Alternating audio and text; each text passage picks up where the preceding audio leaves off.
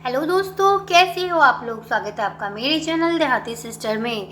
आज हम लोग मॉडर्न हिस्ट्री का क्लास नंबर 6, यहाँ पे 5 लिखा हुआ है लेकिन हम लोग 6 पढ़ेंगे क्योंकि एक क्लास को मैंने 2 क्लास में डिवाइड किया था। उस दिन मेरा फास्टिंग था तो इसलिए हम लोग क्लास 6 यहाँ पे पढ़ेंगे। और आज का टॉपिक होगा बंगाल विभाजन, जो कि 1905 में हुआ था और कर्जन ने बंगाल विभाजन किया था और कृषि सुधार भी कर्जन ने ही किया था। ये मैं दूसरे बुक में पढ़ी थी तो मैंने यहीं पे नोट किया था कि बार बार नज़र पड़ने से मुझे याद हो सके। और शायद एनसीईआरटी में ये था लाइन, इसलिए मैंने इसको यहाँ पे ही लिख लिया है। तो आज हम लोग पढ़ेंगे बंगाल विभाजन। अगर आप मेरे चैनल पे नए हैं तो चैनल को सब्सक्राइब कर ले, बेल आइकन को प्रेस कर ले ताकि अगला वीडियो में डालूँ तो नोटिफिकेशन आपको समय से पहुँच सके। और प्लेलिस्ट बना हुआ है। बहुत सारे लोग वीडियो देखते हैं ना तो बोलते हैं दीदी प्लेलिस्ट बना दीजिए, तो आप चेक करिए, प्लेलिस्ट बना हुआ है हर सब्जेक्ट का।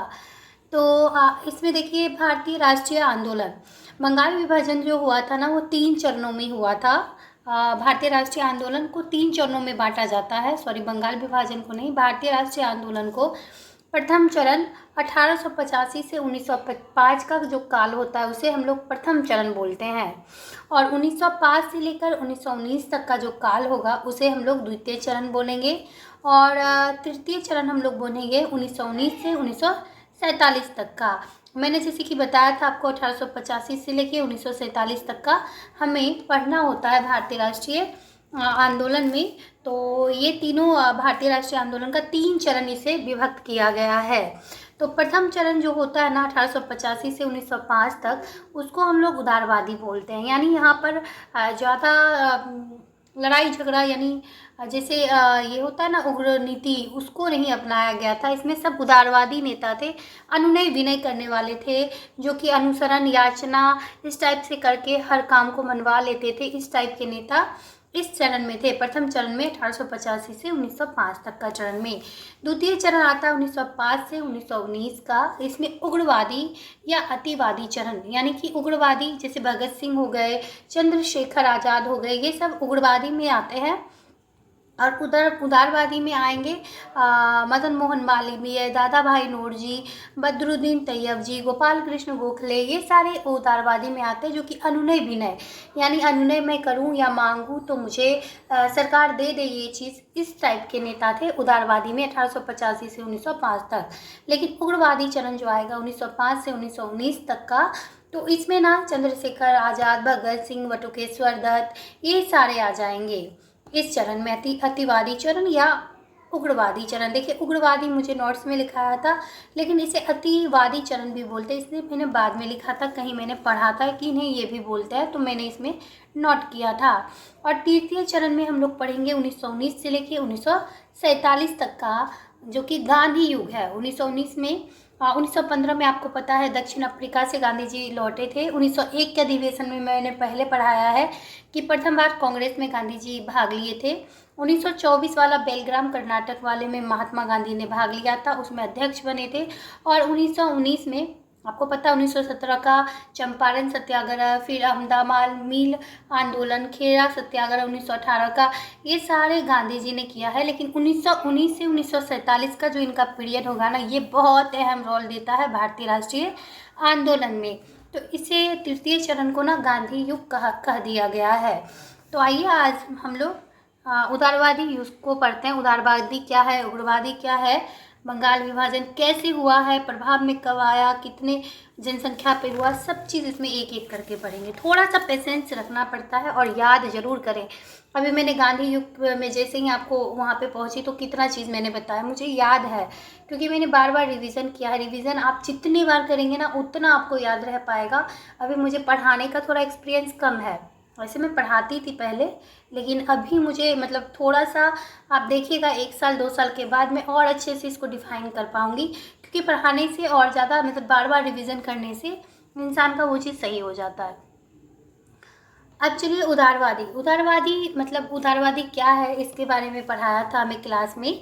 तो उदारवादी होता है अनुनय विनय करने वाला, अनुसरण करने वाला, फोल्ड हैंडेड मतलब हाथ जोड़ने वाला, कि आप मेरा ये काम कर दें, मैं आपसे अनुरोध करता हूँ कि आप मेरा काम कर दें। इसे 3P पॉलिसी भी कहते हैं। 3P पॉलिसी हो गया पॉलिसी, प्रेयर, प्रे और पिटिशियम, मतलब अनुसरण, याचना और स्मरण ये करना। विरोध प्रदर्शन, मतलब विरोध करना, विरोध प्रदर्शन करना, प्रदर्शन होगा, प्रदेश नहीं होगा, प्रदर्शन होगा, प्रदर्शन होगा, आप इसे सही कर लीजिएगा, इसीलिए मैं नोट्स नहीं देना चाहती किसी को। प्रदर्शन होगा।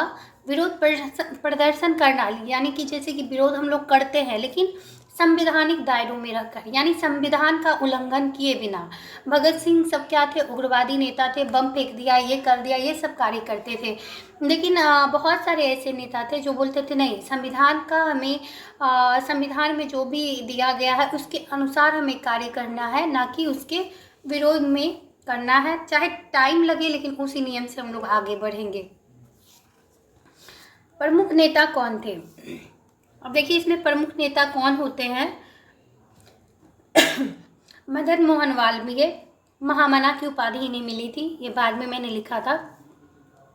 गोपाल कृष्ण गोखले, दादा भाई नौरोजी, बदरुद्दीन तैयबजी, के.टी. तेलंग, फिरोज शाह मेहता, इन्हें मैंने FST से याद किया था, FSM से, सुरेंद्र नाथ बनर्जी, सुब्रमण्यम अय्यर, तिनसा एडलवी वाजा, ये सारे जो थे ना ये अनुनय विनय करने वाले थे, यानी कि उदारवादी नेता थे। ये सारे क्या थे? उदारवादी नेता ये सारे थे।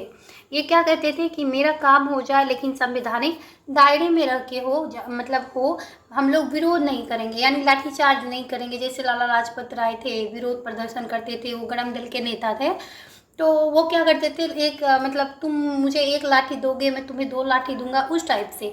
और ये सारे इतने नेता जो मैंने लिखा है ना, इसमें क्वेश्चन कैसे बनता है, इसमें कौन से उदारवादी नेता नहीं थे, तो आपको क्या करेगा, 3 इसमें से दे देगा या तीनों दे देगा, एक से अधिक वाला ऑप्शन होता है तो आप फंस जाएंगे। तो इसको आप याद रखिएगा, ये बहुत इंपॉर्टेंट है नेता वाला। अब तत्कालिक लक्ष्य क्या था? इसका मतलब जैसे अनुनय विनय करना या फिर उग्रवादी नेता या उदारवादी नेता का लक्ष्य क्या होता था? तो उनका लक्ष्य होता था तत्कालीन लक्ष्य की आम जनता की समस्याओं का समाधान करना, दोनों का ही ये लक्ष्य होता था।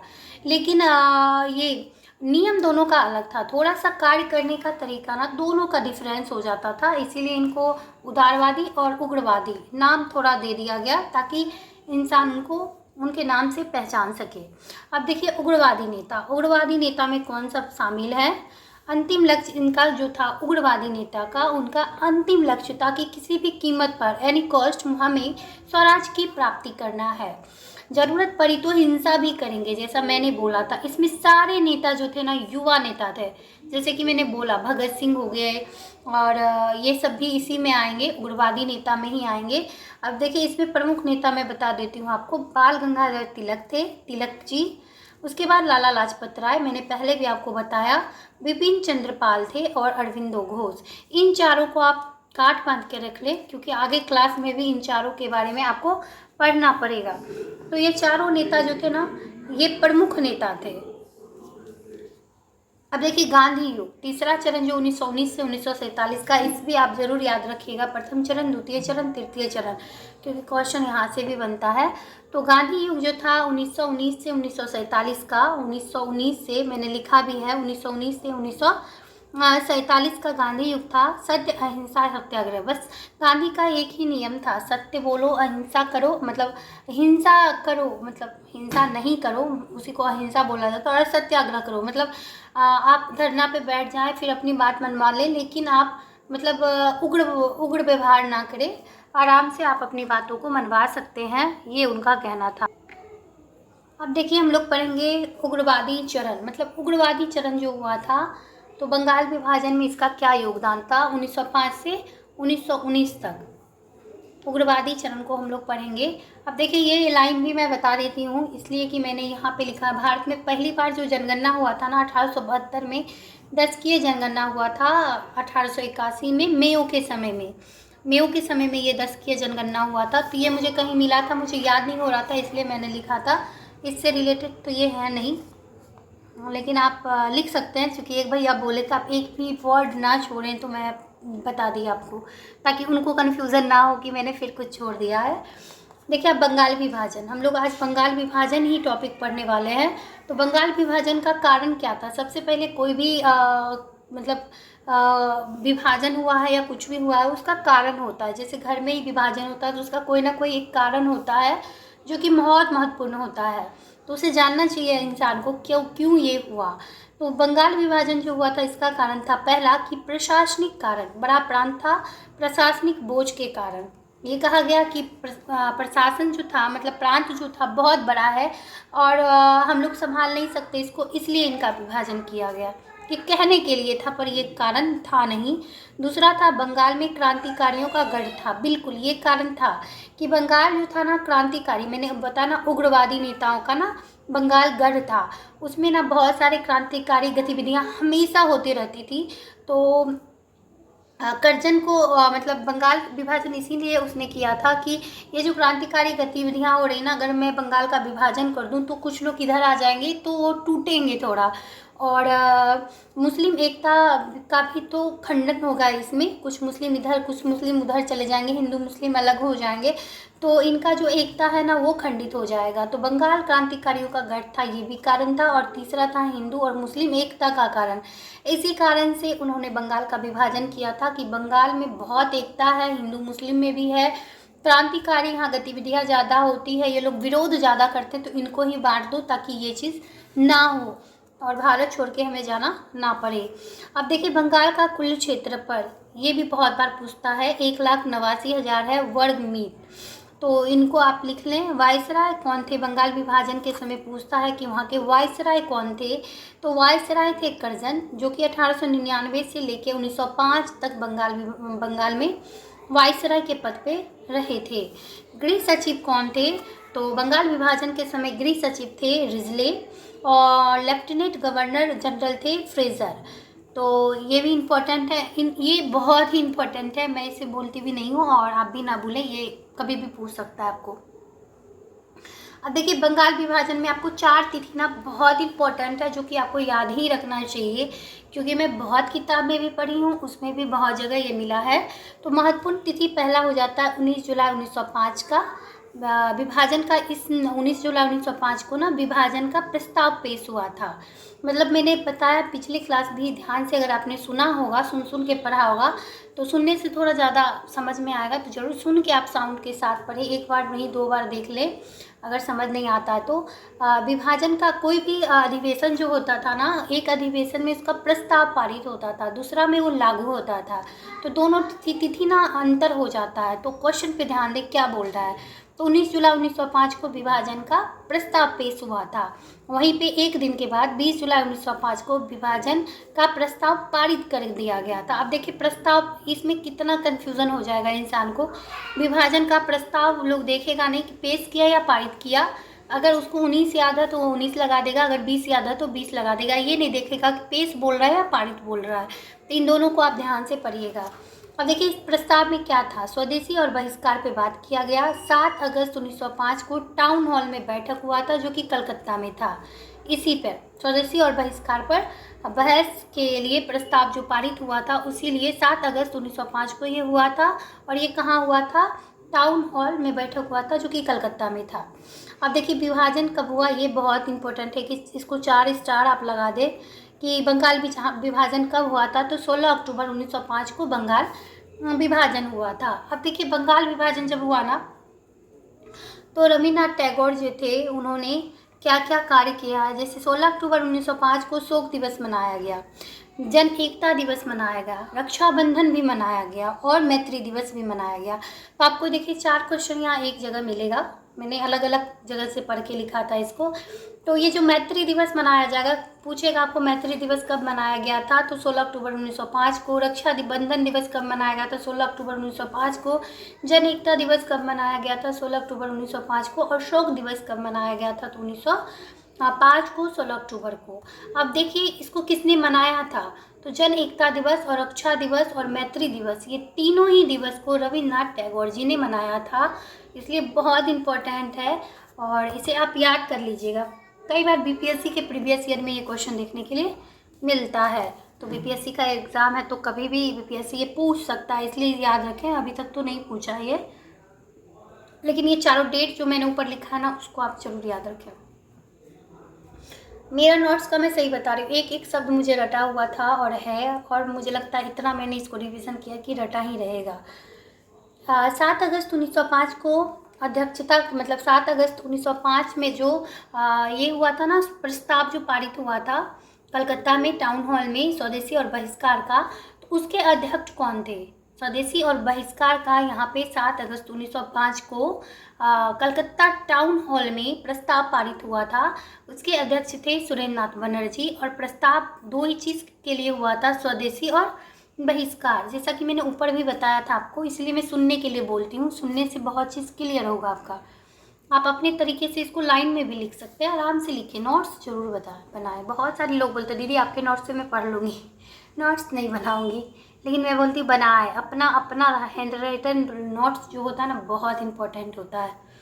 अब चलिए कथन से हम लोग कुछ महत्वपूर्ण कथन को पढ़ लेते हैं, क्योंकि कथन वाला तो क्वेश्चन पूछता है, बीपीएससी का फेवरेट है। तो पहला कथन है कि बंगाल विभाजन एक निर्मम भूल है। तो निर्मम भूल किसने कहा था? गोपाल कृष्ण गोखले ने कहा था। देखिए मैंने अंडरलाइन किया है बस कुछ वर्ड को, उसे मैं याद रखती थी, और जहाँ नोट्स में ये मिला वहाँ गोपाल कृष्ण गोखले। ये भी अभी भी आई है, मेरे सर ने बताया तो ज़रूर होगा, आप भी इसको लिख लें। विभाजन हमारे ऊपर ब्रश की तरह गिरा है, तो ये किसने कहा था? ब्रश की तरह, सर पे ब्रश के ऊपर गिरना, ये सुरेंद्र नाथ बनर्जी ने कहा है। अगला कथन है कि भारत का वास्तविक जागरण बंगाल विभाजन के बाद हुआ। यानी भारत का जो जागरण हुआ ना, ये 1905 में जो बंगाल विभाजन हुआ ना, उसके बाद ही भारत का जागरण, वास्तविक जागरण हुआ है। मतलब भारत जगा है, ऐसे मुझे लगता है भारत सो रहा था क्या, ऐसा नहीं था, कुछ परिस्थितियाँ वैसी थी कि उसे मतलब लोग सोया हुआ बोल रहे थे। वास्तविक जागरण जो हुआ था वो बंगाल विभाजन के बाद हुआ था, ये महात्मा गांधी का कथन था। अगला क्वेश्चन है, मतलब अगला पॉइंट है कि बंगाल विभाजन हमारे घाव पर नमक की तरह है। तो ये गोपाल कृष्ण गोखले जी ने बोला था कि घाव पर नमक मतलब कितना कष्टदायी होता है, तो उसी तरीके से बंगाल जो विभाजन हुआ था वो हमारे घाव पे लगता है नमक की तरह था। तो ये गोपाल कृष्ण गोखले जी ने कहा। तो थोड़ा सा आप कॉन्सेप्ट की तरह से इसको याद रखें, तो कभी कभी क्वेश्चन को ना, मतलब कथन सेम नहीं आके, लेकिन हाँ ये होगा घाव पर नमक की तरह, ये जरूर आपको देखने के लिए मिलेगा। क्योंकि मैं कर्जन वाला, मुझे लगता है TRE 2 में थोड़ा सा अलग करके वो पूछा था, तो मैं पकड़ ली थी क्योंकि मैंने याद किया था, लेकिन थोड़ा सा दिक्कत कभी कभी हो जाता है। अगला है कि कथन में स्वतंत्रता किसी राष्ट्र की प्राणवायु है। यानी स्वतंत्रता जो है वो राष्ट्र की प्राणवायु है, अरविंदो घोष ने कहा था। अब देखिए छठा, इसको लिख लें आप, सरफरोशी की तमन्ना, ये किसने कहा था? ये सबको पता होगा, राम प्रसाद बिस्मिल जी का ये कथन है। तो आज का क्लास हम लोग यहीं पे ख़त्म करेंगे। आई होप आपको ये क्लास बहुत अच्छा लगा होगा। अगर अच्छा लगा तो प्लीज़ थोड़ा शेयर भी करिए, क्योंकि पता नहीं व्यूज़ कम आता है तो मुझे ये शेयर करने में थोड़ा सा अच्छा नहीं लग रहा है। लेकिन मैं आप लोगों की डिमांड पे, क्योंकि कुछ लोग का कमेंट जो आता है ना बहुत अच्छा आता है, तो मैं ज़रूर डालूँगी। मैं इसको ख़त्म कर दूँगी 15 दिन मुझे लगेगा, और क्योंकि 5-6 क्लास ऑलरेडी हो चुका है, 22 क्लास तक है। ये मेरा नोट्स बहुत अच्छा है, आप ज़रूर इसको पढ़ें, ज़रूर फ़ायदा आपको बहुत मिलेगा। तो thank you so much class में बने रहने के लिए। आप इतना देर पेशेंस के साथ बने रहें, लेकिन नोट्स ज़रूर अपने हाथ से बनाएं। और चैनल पे नए हैं तो प्लीज़ चैनल को सब्सक्राइब कर लें, बेल आइकन को प्रेस करें। थैंक यू सो मच, मिलते हैं जल्द ही नेक्स्ट क्लास के लिए।